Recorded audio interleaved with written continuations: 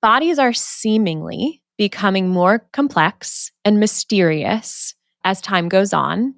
I mean, the rate of chronic disease is skyrocketing. Like there's so many things that are going on in bodies, mentally, emotionally, physically, and I would even say spiritually, that appear to be mysterious.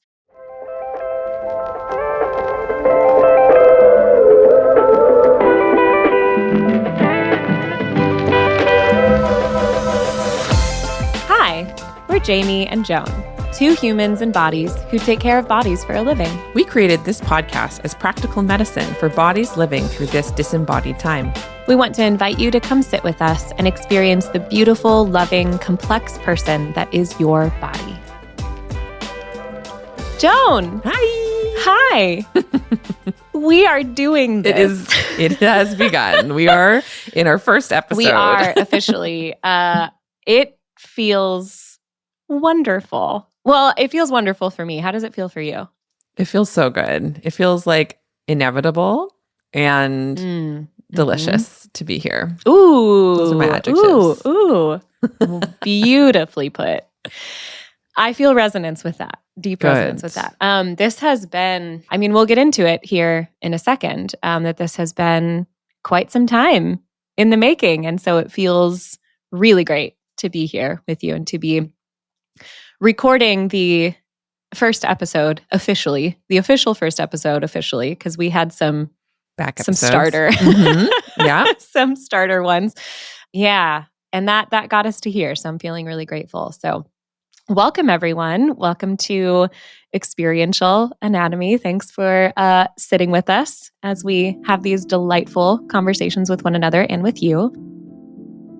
Joan, we have decided we're going to start every episode. I mean, this is called Experiential Anatomy. And so we've made the very fun decision to start every episode by having a little chat about how we have experienced our own anatomy in this past week. Though since this is the first episode, I guess we could make it even broader and say, how have you experienced your anatomy in the last few months, in the last season of life, in the process that brought you to here today, to now, to episode 1? How have you or are you experiencing your anatomy, Joan? Oh my gosh. I'm going to take it short term and say how I've been experiencing my anatomy today, which is I have been really enjoying. This is going to seem strange, but I don't have my max, probably not for you, max amount of energy ever. Like I have some fatigue related to physical, biological processes happening in my body. And the thing that I've noticed that so when instead of trying to judge that or tell a story about that, but when I simply experience that I have less energy today than on other days, I appreciate it. It's like having a weighted blanket on me of just like, hey, you don't got that much. Why don't we not do those things? Why not go slow? Yeah. And actually, I feel my body and I'm with my body in a way that because sometimes it's harder for me to be when I'm at like max energy and can zip around and just like zip around all day. So that's how I'm experiencing my body today is we're on the slow train, we're on the slow track, and that is okay with me. It's good. It's just a different Sometimes it's pace. not good, to be clear. Yeah. Like sometimes I'm really annoyed. Like it's not always so peaceful, but today I was thinking about how we're going to be recording this, and I wanted to then offer my body some appreciation and gratitude. Like because of her, we're here, and so in many different ways. And so the fact that it's a slower day where we can kind of take it at that pace, it feels right. Yeah. So that's me. How about you? How are you experiencing your anatomy? Thank you for asking. Similar, which is not surprising to me considering it's us and we are us, and you all will get to know us and what that means here in a moment. And the deep congruence that Joan and I have found with one another over the last almost 2 years of knowing one another. That did, in fact, bring us to the development of this podcast. But I'm feeling very similar. How I have experienced my anatomy just today is that the very first thing I did after waking up was jump in the ocean at 5:30 in the morning when it was still completely dark outside. That sounds amazing. It was wonderful. I didn't do it alone. I did it with my partner, Tyler. The alarm went off at like 5. We laid around for a little bit and I just I rolled over and I just go, "Do you want to jump in the sea?" And he was like, "Yes." Jump in the sea. Because the answer to that question is never going to be no.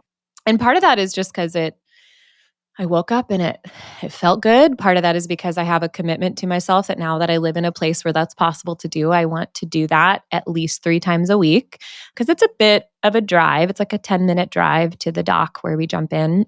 And then part of that was because, and I named this right before we jumped in, is just naming like, hey, today is day 1 of this big, fun, new thing, this new project that I have felt more excitement about than any other thing I've ever made in the last 8 years of making stuff publicly. And so I really wanted to do something first thing this morning that kind of expressed that in and through and with my body that felt both exciting and also a little scary. I've jumped in the ocean from this particular point before, but never when it's still totally dark outside. And so you look down and it's this inky black water and it spooks you a little. It's the unknown, but actually it's known, but actually the known is unknown, right? It's the same water as when the sun is up, but the ability to see doesn't really dissolve the mystery that is whatever the hell's under there because it's the ocean and there's a lot I don't really want to know about what is alive underneath my feet when I jump in the water. But it was so enlivening. Cold exposure, cold plunging has been an enormous part of my relationship with my body for the last couple of years now. And so that felt wonderful. And then I pretty much immediately after started my period, started my bleed. And so that is my indicator that, okay, we slow down now. We move at a slower pace, a more sustainable pace, a gentler pace. And so I love that you and I are on the same page here with that. And that the point of this podcast, the point of these conversations are to be innately regulating and gentle and calming. We want this to be a calming space. So I'm really enjoying that. There was a part of me that a lot of times on the first day of my period, I've decided to live in a way in partnership with my body where I do very little. And I was like, oh, is it kind of like you were saying, sometimes there's a story that pops up that I decide that because this thing's going on in my body, I'm deciding, oh, this must be an unideal time to do X, Y, and Z. But how do I know that? That's just a story. And instead, it sounds like and feels like this is actually a very ideal time and a very ideal day for us to be starting this project of recorded conversations that are intended to be comforting and soothing. So here we are. Here we are. Yeah, and I guess, I said biological processes, but explicitly this is also the first day of my period. So that's where... Again, I'm not just surprised to keep it real by this at all. Here we are. Here we are. It's happening. We are 3,000, 4,000 miles many away from one another physically, but our bodies are they know what's right up. in sync. It's because they love each other so much. That's so true. Why.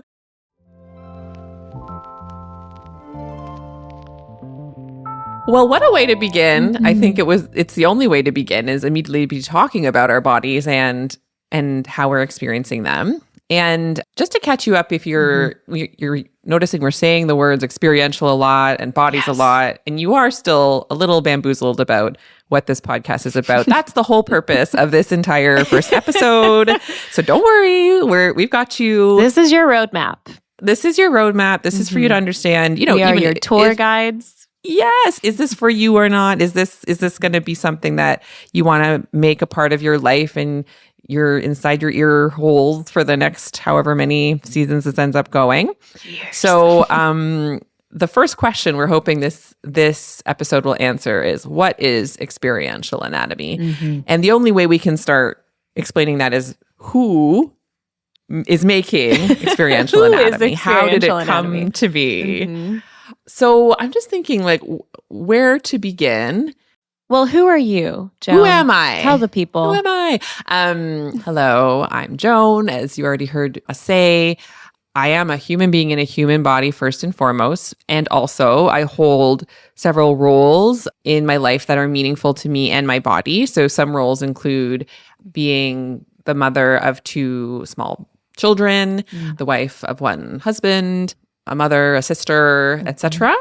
I also make the majority of my income as a family physician, and that happens in what is now called Canada, specifically in Guelph, Ontario, Canada, if anyone's curious.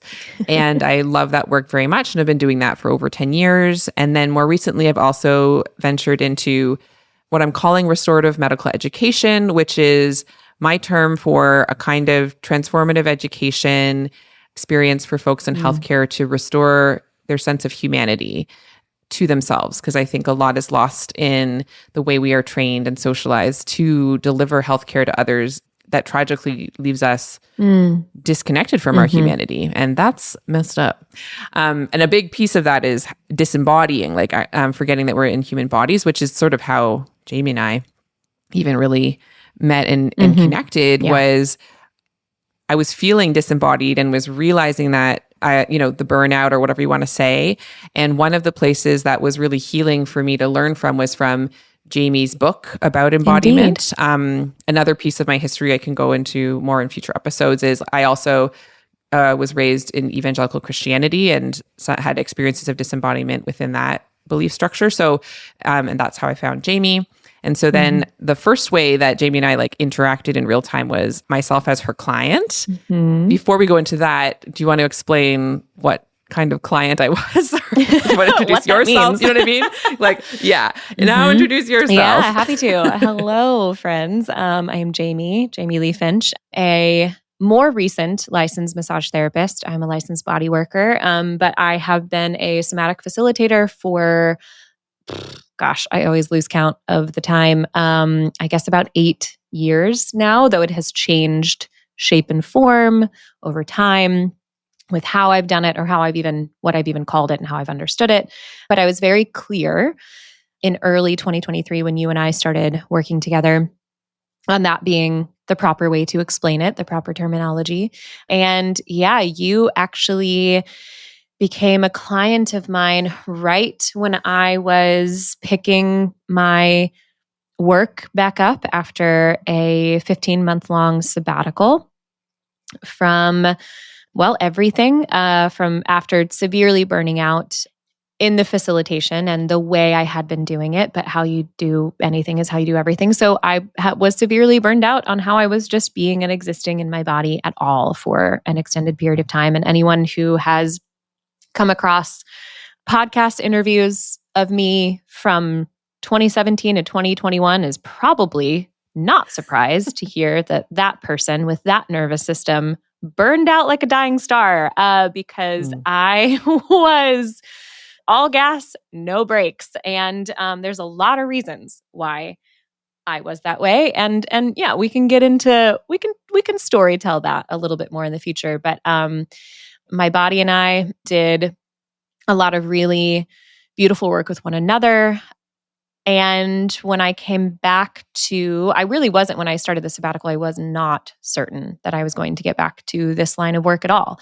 And so long story short, I did decide that's what was most in integrity and what was most desired, and brought on 6 new people to work with. And Joan was one of the 6. And every person I worked with was just a delight and such a deep teacher in a different way. Each person, deep teacher in a different way. And one of the most incredible things that happened from me deciding to get back to work was meeting you, working with you.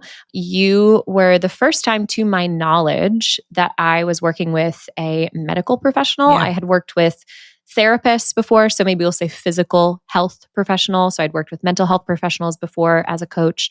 And it was, it really fulfilled a dream.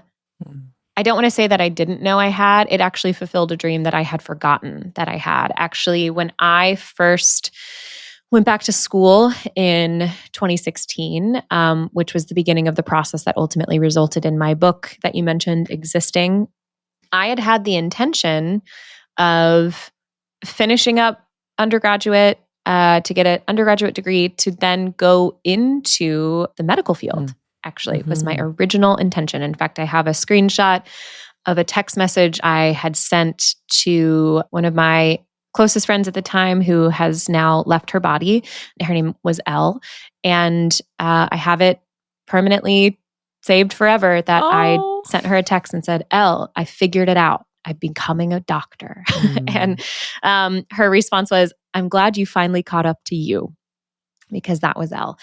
And, things unfolded and the path became different, and the path was correct in the way it unfolded. And it really was that I had kind of forgotten this original passion that I had for speaking directly to what I've heard you refer to, and I love this language of kind of like health and human care, speaking directly to that industry. And in beginning to work with you, it's hard to describe. It's hard to put language to kind of the electricity that occurred right away, just in our dynamic and our innate understanding of one another. And then what that did for me in reviving that latent dream.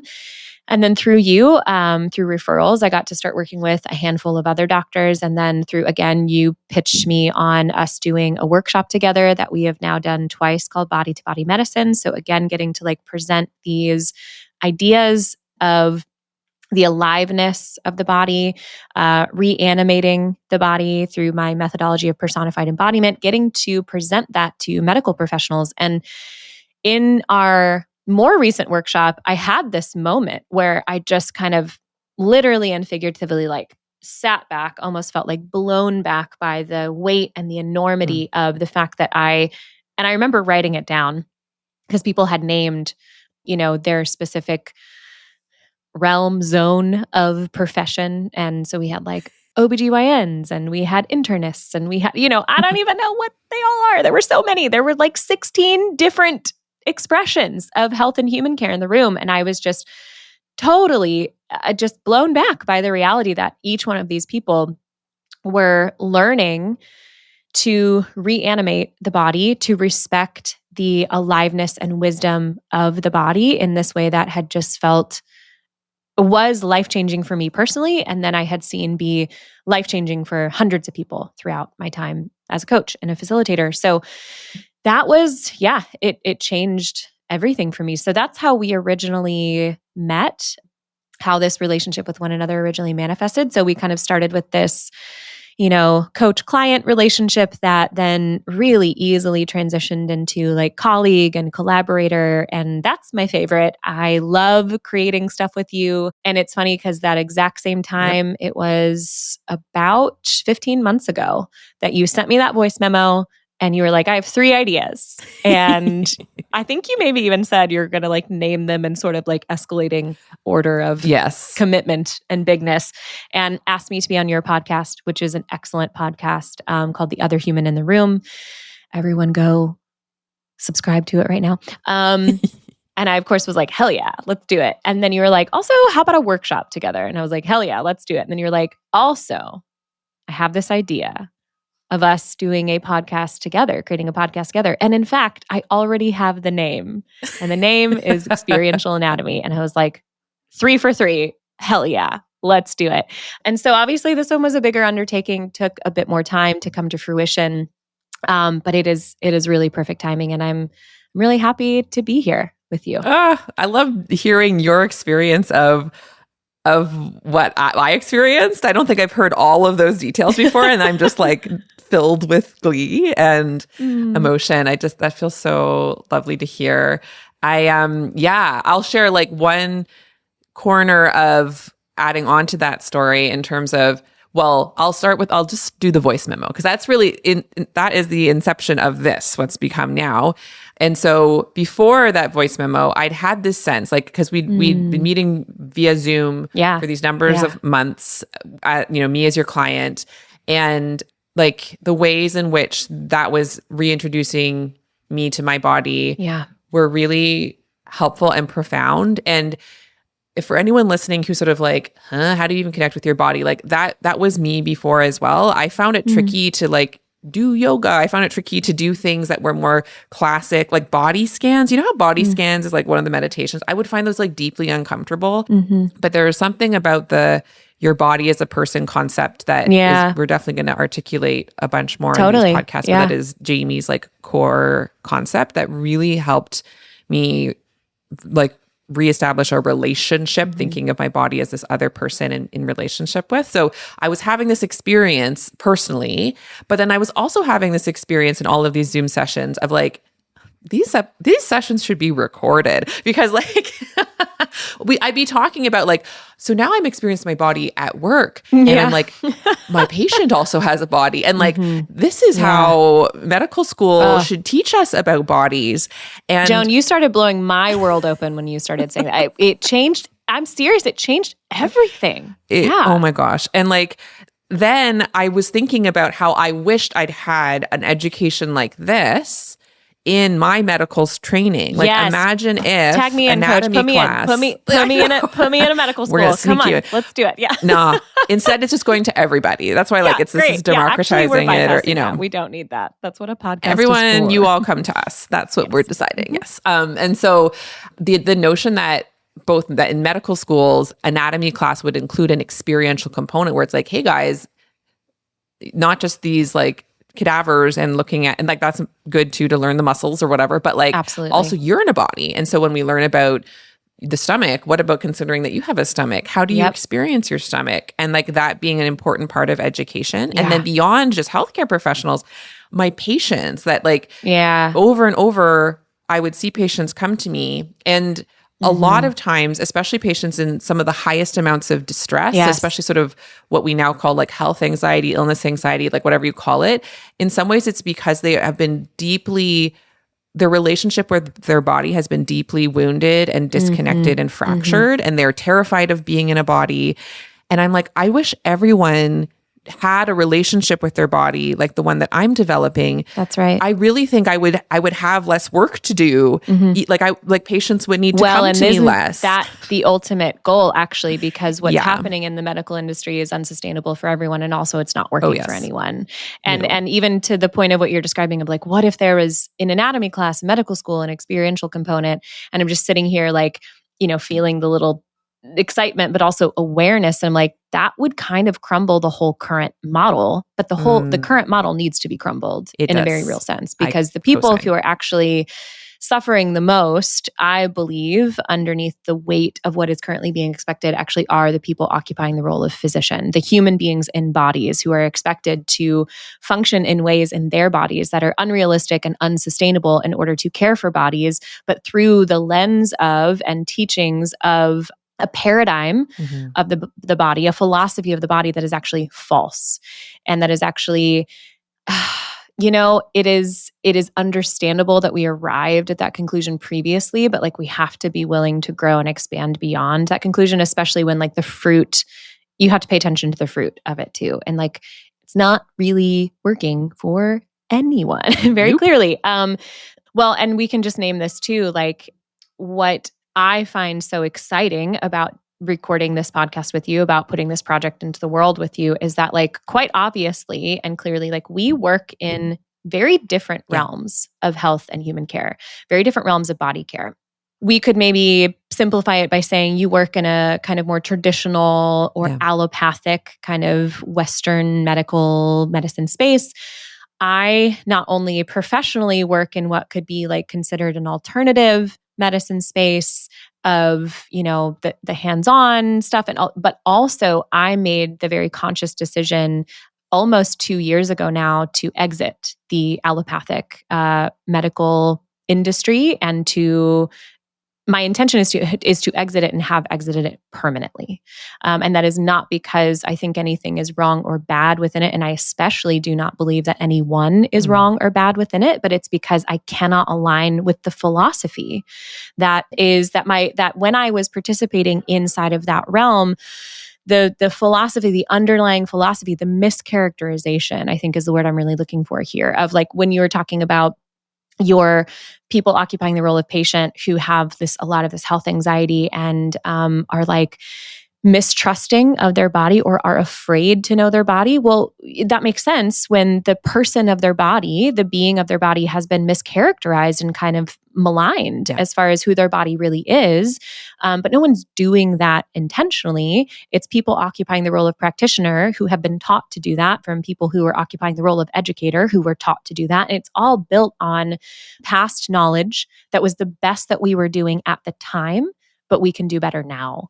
And so I made the decision to exit the system mostly as an experiment just for a year.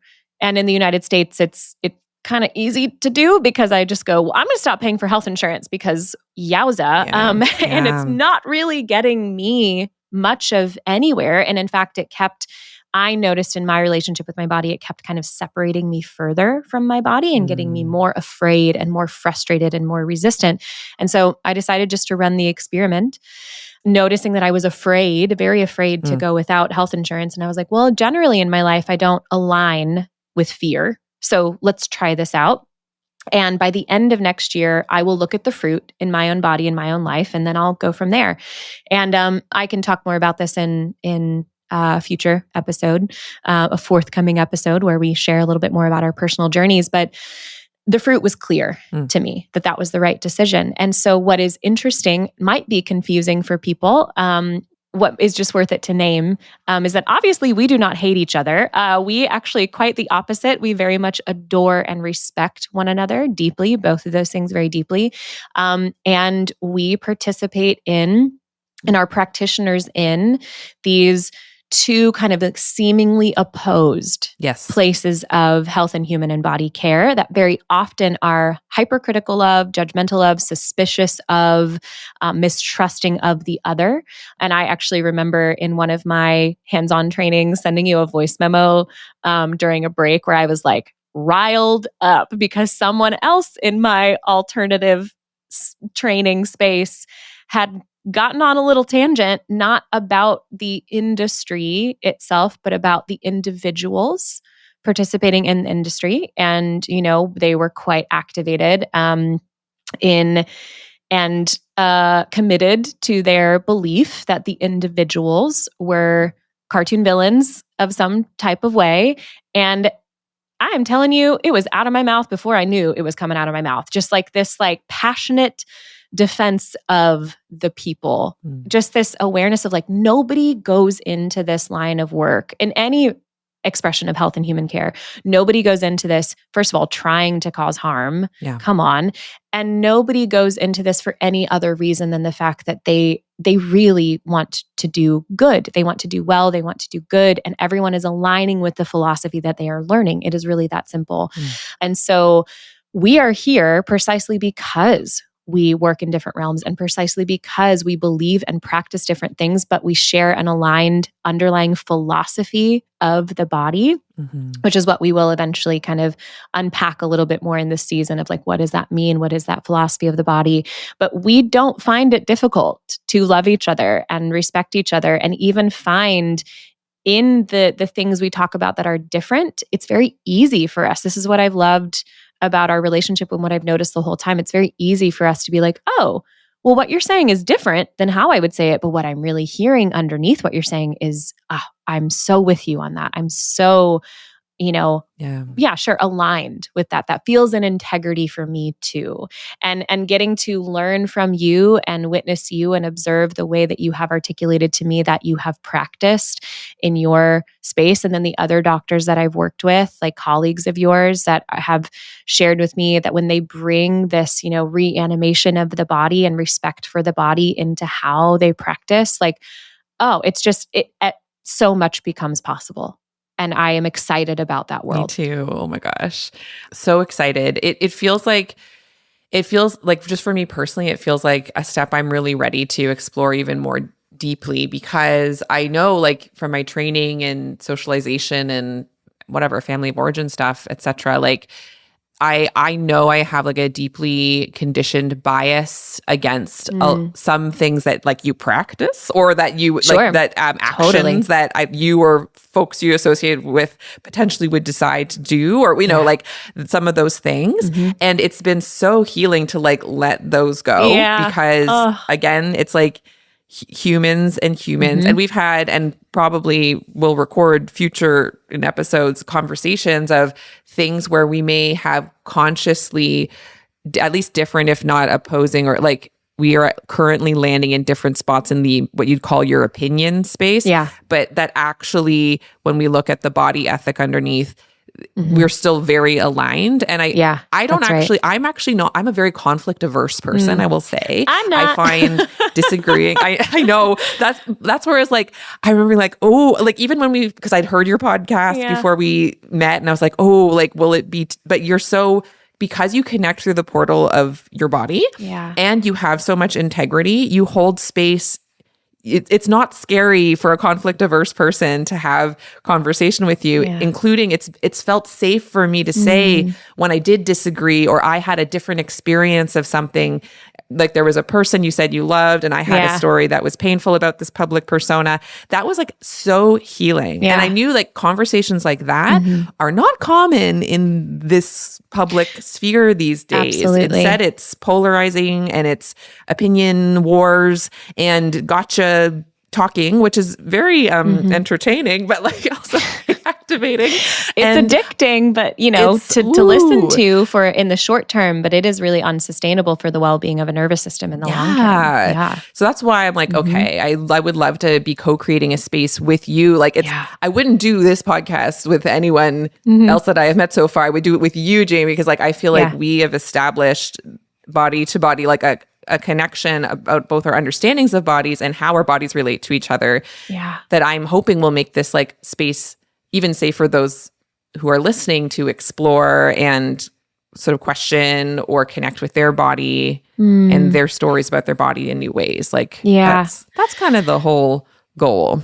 Absolutely. Like what we want to do is build a bridge of advocacy for all bodies between these two seemingly opposing, positions or expressions or realms or whatever, because like they're really not that oppositional. And even when they might be genuinely, there is still a way forward to maintain connection and respect. And that's something, thank you for, reflecting that to me about your experience of my particular brand of not being conflict averse, because I was not always, again, y'all just search my name in your podcast app and find any interview for a span of 5 years. And I was not interested. It's so fascinating because I was very out of integrity without knowing it.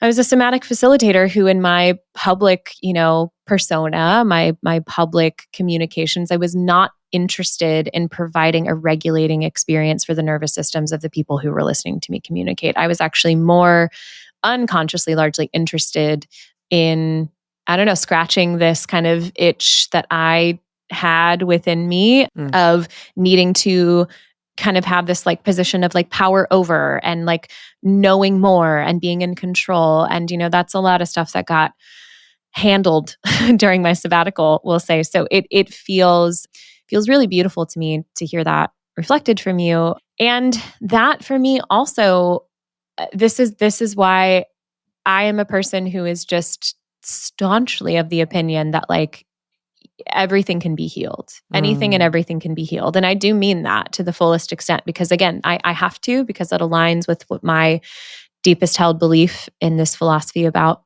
bodies and this like, proper characterization of the body. And I do mean that physically, but I mean, I think in addition, I mean like the things that were going on emotionally inside of me that was causing me to show up in the world that way, those things were healed in me. And that is why I am able to show up in a more regulated and resilient way in conflict, in spaces of difference and differences of opinion, different values, different ethics, different expressions in the world. And if anything, that is what I believe is most needed right now for all bodies, is for that to be, for people to have examples of that being possible for two people to do together, for a person to do for themselves, but then for two or more people to be able to do together.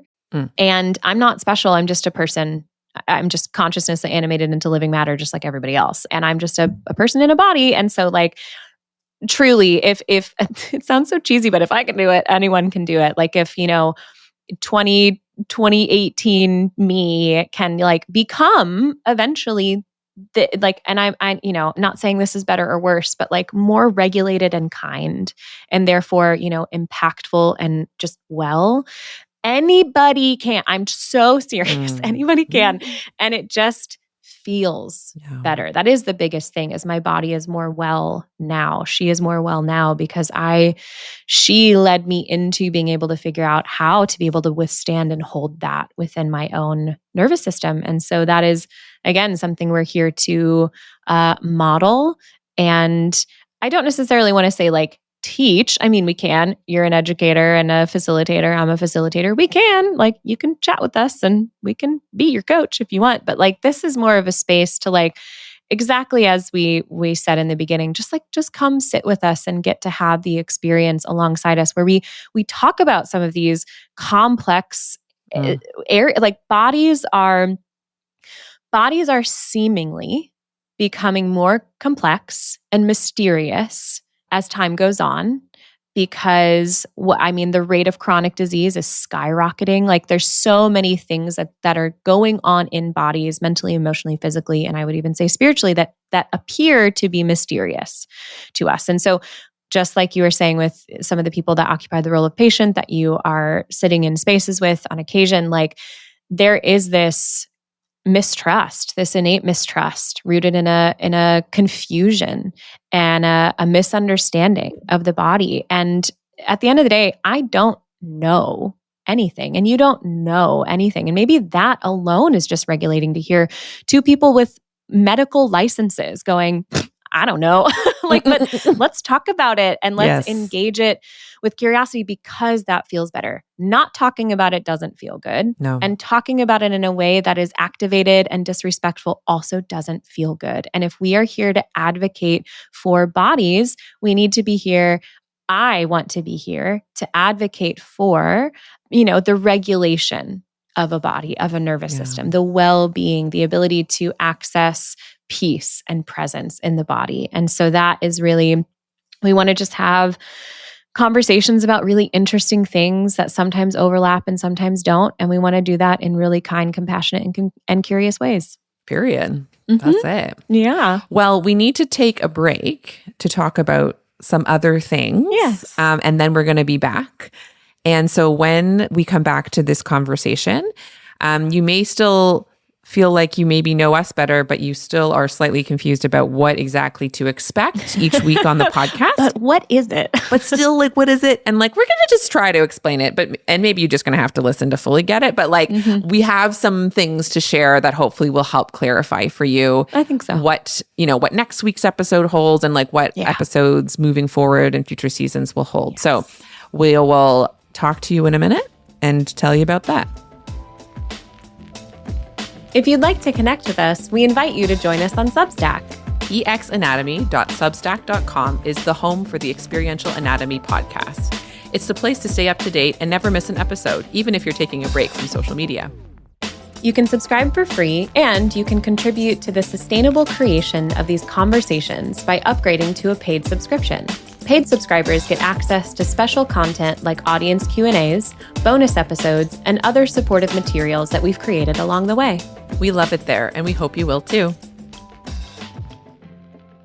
Okay. Welcome back, Joan. Thank you. Hello. I feel welcomed. All right. So we have given the people what we hope they wanted, which was a little bit of an explanation about like the what and the who and the why. So what about the how? Like, how are we going to be experiencing our anatomies together as this project moves forward, as these conversations move forward? What are we hoping to provide, and how are we intending to provide it? Well, I think one thing I want to say from the jump is a term that I heard you use actually in like a workshop of yours, which is this is going to be a podcast that is descriptive, not prescriptive. Because sometimes when you hear people talk about bodies and wellness, you might think, okay, well, then they're going to tell me how to eat, or they're going to tell me what supplements to buy or not buy, or any of that shenanigans. And I'm here to say on behalf of both of us that is not our intention or desire, because I don't know about your body. Yeah. And I even say that to my patients. Like, like you might think it's simply because I'm not your doctor. And by the way, I'm no one's doctor. None of this is medical advice, etc. that way. But even with my own patients, more and more, I share what I know, both from training, but also what I know from experience with other bodies, what my suspicion is of going on, my educated guess of what's going on. But I'm also in direct collaboration with them of what they think is going on. I'm going to maybe give them a menu of things to suggest that might be helpful based on my past knowledge and experience, but I still don't know their body the way they do, you know? And so I want to say that for sure, for everyone listening, if you're hoping for the 1, 2, 3, the top 3 things to eat or not eat to finally feel There's well. There's probably plenty of other. So, yeah, I think there are other podcasts that are all about that. There's so many, and you go and but maybe listen to this one too, as it like a different way. Like you described how you do cold plunges. Like that's like a thing that makes you feel vital. If I'm talking about my relationship with my body, I can't not be descriptive. And so, we want to make sure we are naming here from the jump. And also we will continue to say this constantly throughout. Yeah. I usually do say it like often before I say anything descriptive is this is descriptive, not prescriptive, because your body is different than my body.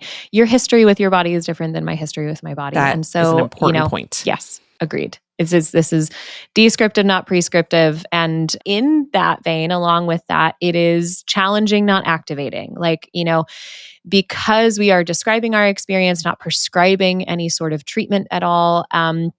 You may notice as a listener that if I'm describing something that has worked for me in my body or something I do with my body, it might be something that you have a complicated relationship with, or even a deep belief like isn't, beneficial based in your lived experience. That is welcome here. That is so welcome here. We are not intending to ever, and we will hold that intention. We trust ourselves to hold the intention of not communicating any of those descriptive things in a way that is activating or reactive. And we want to invite you to trust yourself, trust your resilience, lean in a little bit to what might be challenging, engage some curiosity in the same way that we are hoping to model really beautifully the way that we engage curiosity with one another. And therefore, the proxy of I'm engaging curiosity towards allopathic medicine and Joan is engaging curiosity towards alternative medicine. And so we want to invite you, as you're sitting with us down at this table, having this chat with us and listening in on this conversation, we want to invite you to trust your body and the resilience and regulation that is possible in your body, to lean in to that a little bit. And we also trust you that if at any point, anything we're talking about becomes activating, press pause, tend to yourself. We will be here whenever you feel regulated again. Yeah. One of the ways we talked about that, regulation's really important to both of us. And we thought a lot about not only the topics we want to discuss, but the method in which we share them. And actually the second thing is almost more important than the first, in the sense of I think our goal is for this to be a podcast that maybe feels different from others you've heard that, for purposes not nefarious, but they're maybe trying to hold or catch your attention, or social media is designed to hold and catch your attention and hijack your nervous system so you keep watching, you keep listening, etc. The goal of ours is to be a co-regulating space. So the reason you'd want to keep listening is not because you feel like you can't live without it, or the reason you keep listening isn't because you think finally you'll get an answer and it's an activating kind of gotcha game. No, it's like, hey, we are two humans. We enjoy each other. Our bodies would enjoy your body if we were in space together. Like we want you to really be sitting with us, like what we said in the intro.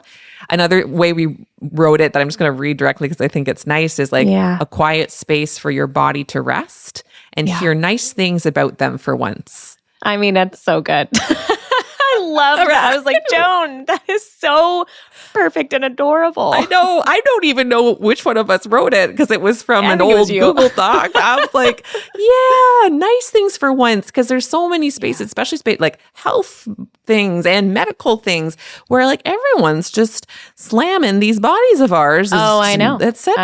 And that is, you will, please don't expect that from us, and let us know if you're, catching those vibes from us, because that is not our goal of this podcast at all. Right. So that's like kind of the week to week part. Jamie, I'm wondering, so we've decided to release this podcast in seasons, and it's not like we don't have them all planned out, but we know what this first season is going to be. Oh, yes. And it is really centering around the first principles of like experiential anatomy, and really actually they're also the principles of personified embodiment, which is like the way you speak about your knowledge of the body. So I'd love if you wanted to share in future episodes, like what are the topics coming up for this first season? Yeah, I'd love to. It's my favorite thing to talk about. So what is to come for the remainder of season 1, because we hope that you will stay with us and keep listening, because we are excited to keep talking and keep growing these conversations, and keep having these conversations with all of you.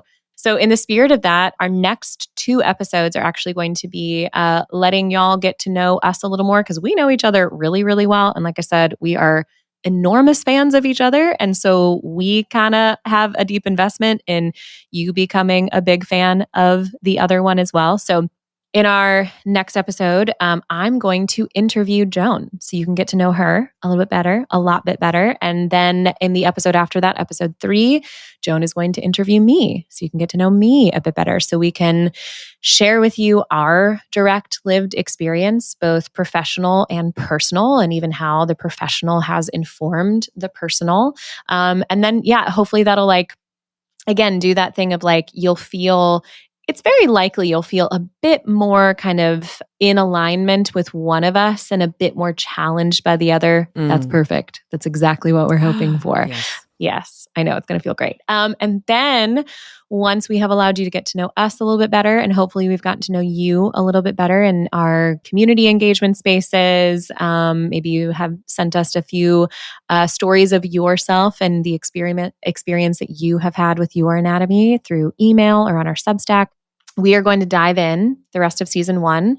We'll be diving into the 4 main pillars or principles of personified embodiment, experiential anatomy, essentially this alternative philosophy of the body that we both, even existing in our seemingly opposite separate realms of health and human and body care, these 4 principles are absolutely non-negotiable in the way that we approach caring for bodies and the people who are occupying those bodies. So we'll just name those principles for you here. And each episode, there's going to be an episode and then a mini episode dedicated to each one of these. The episode where we talk through the principle itself, and then a little mini episode the following week where we talk about the way in which that specific principle has shown up in our lives and in our maybe even our practice, like the way we've interacted with our clients and our patients. It's going to be really fun, very fun. So principle number 1, we got to get real clear on the fact that we've said this a bunch. Your body is alive. That is point 1. Number 2, pillar number 2, your body actually always tells the truth. Your body actually cannot do anything other than tell the truth. Now, does that mean what your body is saying is always accurate unto the present moment? No, not necessarily, but that is not the same thing as lying. If that sounds confusing, you should probably listen to that episode and clear that up for you. It's going to be great. Yes. Number 3, it's in this order because it is necessary to establish that your body always tells the truth before letting you know that your body actually surprisingly, you may be surprised to hear this. You're probably surprised to hear this if you have been navigating, I don't know, anywhere out in the world in the last 10 to 15 years. Your body actually is, in fact, committed to wholeness and vitality. Wholeness and vitality is the original idea, the original blueprint, original design, original intention of your body. That is not something that you or I as a practitioner or Joan as a practitioner actually needs to negotiate your body into or control or manipulate your body into. It's their idea. And there is a way in which we can agree with them in that and get to know what that means in the ways in which they are attempting to express their commitment to wholeness and vitality. And that is, for me, the juiciest point. I love that one so much, which is great because we have the juicy wholeness, vitality, aliveness, all of that before point number 4. Guess what? No surprise here. Your body is going to die. Your body is, in fact, going to die, period.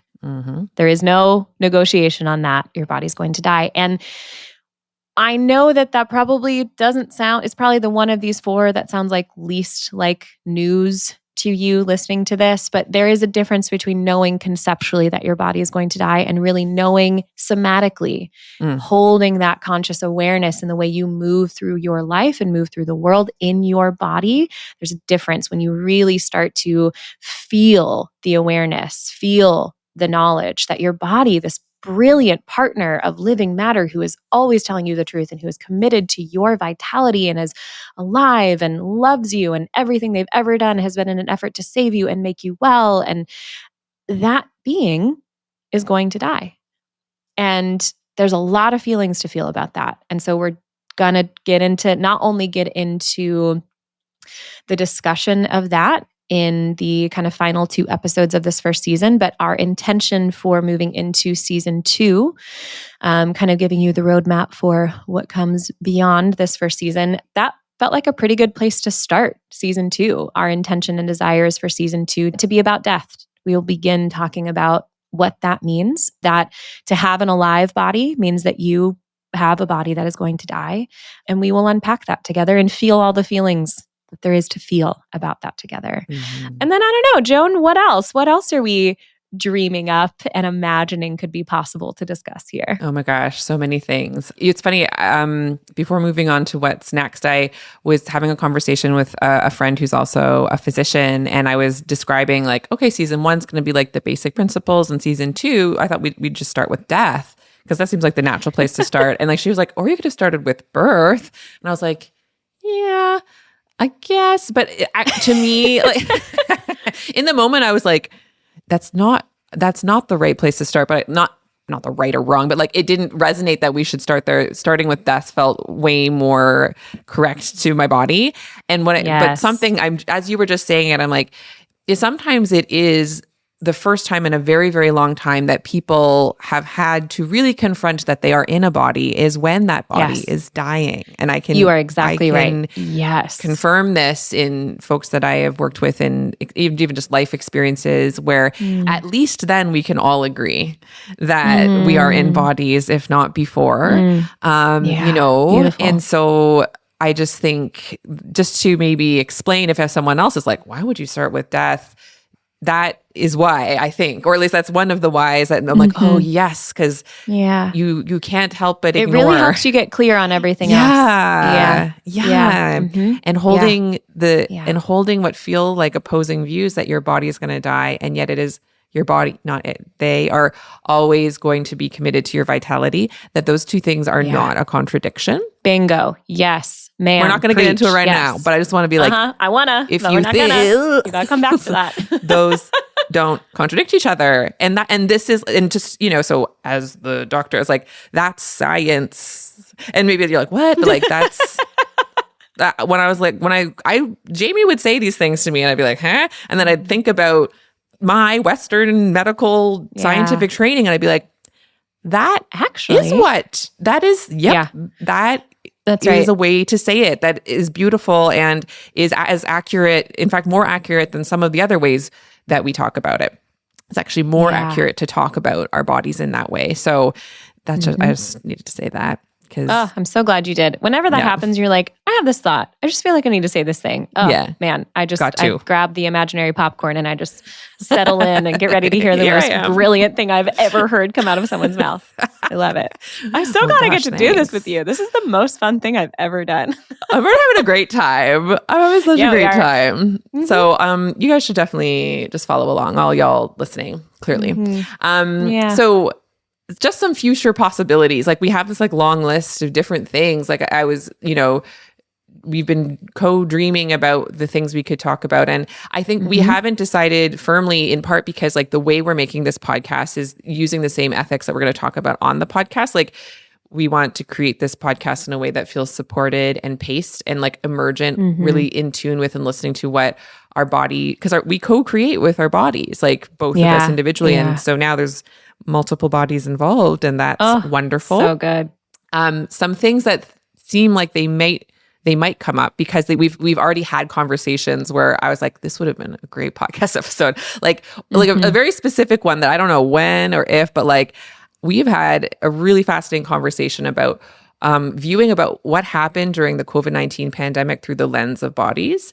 That I just haven't had a conversation like that. And I would love to have more conversations with you like that. Yeah. Because again, from the differing worlds we come from, we've heard that conversation enough and really unhelpful version. So I think that would be really interesting. So I'm hoping that'll come up at some point. And I have a sense that there is a hunger, whether it's people have the hunger, whether people are aware of it or not, but a deep hunger in bodies to have their experience named, to hear their experience named. And like you said, like people have discussed this now kind of looking back, but in ways that generally tend to be very like reactive and defensive. And I'll just like name up front that like among all of my changes in my relationship with my body in the last many years, particularly the last 4 years, like there are ways in which I understand what was going on in me during the early days, months, years of the pandemic, that I understand what was going on very differently than how I was explaining it to myself at the time. And I have a suspicion that I'm not alone in that. And I would just love to bring some sanity and some compassion to that conversation. And also because I have a sense that I know how it'll go for me to say some of those things out loud in the presence of you, and how you, as someone, again, currently existing in the allopathic Western medical space, will receive me in those honest admissions. I would just love for people's nervous systems to hear that and like by extension have that experience too. Also, I want that experience. So I think that would be just beautiful to have that experience and conversation with one another. Because our bodies all live through that thing. Yep. And are still telling the truth about the impact of living through it. Oh yeah. The reverberations I feel like are being trying to be muted, but that's not how bodies work. So they're still very active for sure. And then other things like just highlighting underappreciated parts of bodies, like, just like shouting out the different systems and how they work and how experiencing them is really maybe different than simply, it's still cool to see like how they work and how different cells work together or something, but like experiencing it's just a completely different lens, and one that I'm excited to dive in, having learned through textbooks ways that things work and viewing from a distance how neat that is. I am excited to sort of integrate that, like really thinking about my liver, like, or whatever. I'm just like, hey, liver. Look at you go. And like, whatever might come up. Like, so ones like that, like we're hoping to have guests on. We're hoping to talk to people who are either subject matter experts, I suppose cognitively, but I think we're going to have a preference more for like subject matter experts experientially for different experiences bodies go through, and having them talk about their experience of their anatomy. That's the kind of stuff you can expect in future seasons for sure. Oh yeah. Yeah. And even just like unpacking the, liver, hey, look at you. You're like, it really does. This is one of the things I love so much about you is like, you have this extensive training and knowledge regarding, and therefore respect for like the functionality of the body, but also that training and knowledge largely came through this like kind of mechanized, objectified framing. Yes. And so whenever we are in conversation and like you are talking about your respect for the brilliance of kind of, you know, the subtext being like the workings of the machine of the body, but then in our conversation, you then beautifully, poetically bring in this like personified framing into it. A lot of times I feel like I want to weep because I feel like someone is putting language just coming from a different direction for me of like the awe and wonder I am constantly feeling about bodies. And that's not just a conceptual, artistic, I'm also talking about the fucking liver, the actual liver. And the spleen. Yeah. And I also am talking about the meridians, like the, you know, coming from the Chinese medicine and acupressure and acupuncture perspective. And I'm also talking, you know, when I'm talking about the spine, I am talking about the cerebral spinal fluid, but I'm also talking about the Kundalini and like all of that. But like the way in which you so brilliantly build that bridge between the energetic and the physical. And it's so fun for me to listen to. So I can't wait to have those conversations, recorded conversations with you so that other people can listen as well, because it is only knowing you and being in relationship with you, and especially being in like collaborative conversation with you, has only ever resulted in me falling more in love with the body and falling more in love with bodies and who they are and what they are always doing for us, and knowing more, increasing your literacy about the living being that is your body, increases your intimacy with that living being. And that will change your life. That will change everything about the life that you are living in your body. And I'm so excited to offer that to everyone. Me too. Mm-hmm. All right. So now we are at the end of our first episode. Jamie, we made it. We did it. Mm-hmm. We've done a full episode. I'm so proud of us. We are doing things. And so how we have decided to end every episode is by one of us doing like a little dedication, shout out, appreciation for one portion of our body. And so this week, Jamie, what part of your body do you want to appreciate? I would like to once again acknowledge my uterus for her. And that's not, I know I just laughed, but it's also like not a joke. Like a lot of my early developmental experience in a biologically female body was with this like, oh, buckle up because it gets really bad. And like I aligned with that story for a long time, which then did create a lot of like resistance in my body to this like, you know, just unavoidable rhythm that happens in a body with a uterus. And at this point in my life and my relationship to my uterus, to my reproductive system, to the actual time where I bleed and I feel sensations in certain parts of my body for a certain amount of time. I actually, to circle back to what you said at the beginning, I feel so much gratitude that my body does this, because it is, speaking as someone who burned out so spectacularly that I had to unplug from everything for 15 months in order to like come back up for air. Now that I respect this innate rhythm of my body and her timeline and her functioning and her knowing and her invitation for me to every now and then for a few days move at a slightly different pace.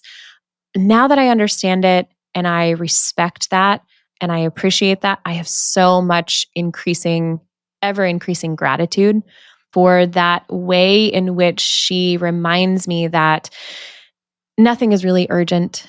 Nothing is really all that serious. You can actually just like take a day, maybe two, move a little slower. And in that slower movement, my perception of the world and of myself and of what is important naturally changes. Yes. I'm sure I'll share more about this in my interview episode, but I'm currently in a yoga teacher training and I'm learning all about how, you know, it's been a a wisdom principle for thousands of years that we just keep repackaging and recircling back to, because I love that about us as humans. We keep remembering and forgetting and then forgetting and remembering again. And just this awareness that bliss is absorption. The ability to choose and focus and sustain your focus on what you are choosing necessitates moving at a slower pace than what modernity tells us is important and makes us valuable and good. And my body knows better than that. And I was resistant of her wisdom for most of my life, that she was shedding a lining, approximately once a month. And I'm not resistant to that anymore. And in fact, I am welcoming of that. I look forward to it. And in doing so, my relationship to those sensations that I would have used to call pain have changed. And I now at this point don't have any pain when she is inviting me into that particular time. So I just, it's feeling really present today as I'm literally feeling that in my body. And so I just want to extend appreciation to my uterus for being the part of my body that is constantly reminding me that moving at a different pace is actually where the most life and vitality can be found. I also appreciate your uterus and my uterus. Have I ever showed you my uterus t-shirt? I don't think, because you usually only see me, oh my gosh, I gotta wear it on one of these because it's got a video, but it's a cartoon drawing of a uterus with like a little happy face. My friend Mandy makes these adorable like medical cartoon things. The so slogan cute underneath is "Go with the flow." Oh my goodness gracious.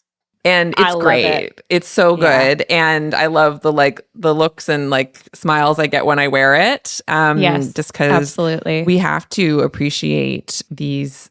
We don't have to do anything. I'm not telling you to do anything, but like I have found descriptive, so not much descriptive. I find so much joy and peace in really appreciating parts of my anatomy. And that one in particular is much maligned in various corners of the globe and society. So shout out uteruses, uteri. Uteri everywhere. Yeah. What's the plural? I don't know. I think we just created it if there hasn't been one before.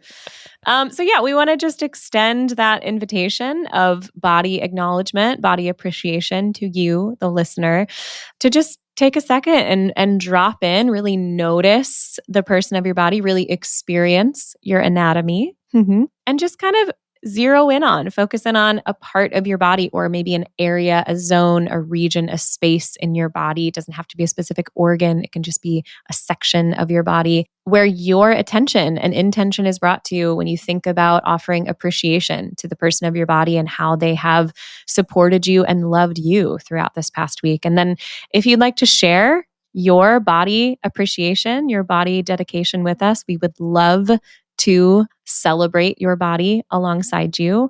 And you can send us an email or join us on Substack. And hopefully you will also join us here next week as we continue these virtual co-regulation conversations with one another. And we get to know Joan a little bit better. I'm so excited. Me too. All right, bye. Bye, everyone. This is Experiential Anatomy. Thanks for listening. I'm Joan Chan. And I'm Jamie Lee Finch. Experiential Anatomy is co-hosted and created by us. Amber Wyndham is the editor. Julia Wyndham is the supervising producer. Senior producer is Elizabeth Wyndham. Aaron Beatty leads our community management. Our theme music is Park Pier 3 by G's Guy. If you have any thoughts, questions, or stories to share about this week's episode, email us at exanatomy@gmail.com. Please follow, rate, and review on your favorite podcast platform. And remember to join us over at exanatomy.substack.com. Experiential Anatomy is produced by Windhaven Productions.